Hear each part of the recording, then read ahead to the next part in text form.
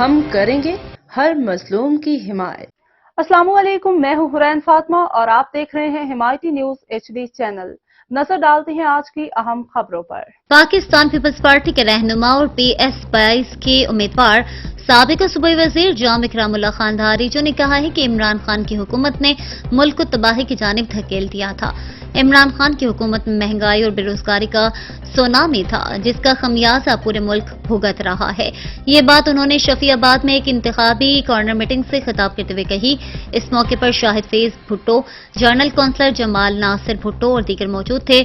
انہوں نے مزید کہا کہ پاکستان پیپلز پارٹی کو انتخابات میں مخالفین سے کسی بھی قسم کا خوف نہیں ہے۔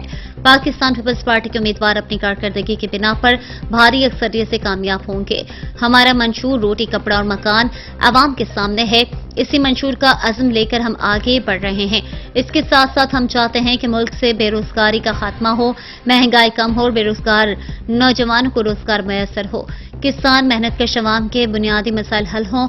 ملک کے مسائل پاکستان پیپلز پارٹی حل کر سکتی ہے۔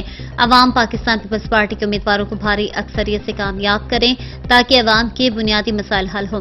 اس سے قبل سابقہ صوبائی وزیر کا شفیع آباد میں پہنچنے پر پرتپاک استقبال کیا گیا۔ شاہد فیض بھٹو کی جانب سے ان کو پگڑی پہنائی گئی اور نیک تمناؤں کا اظہار کیا گیا۔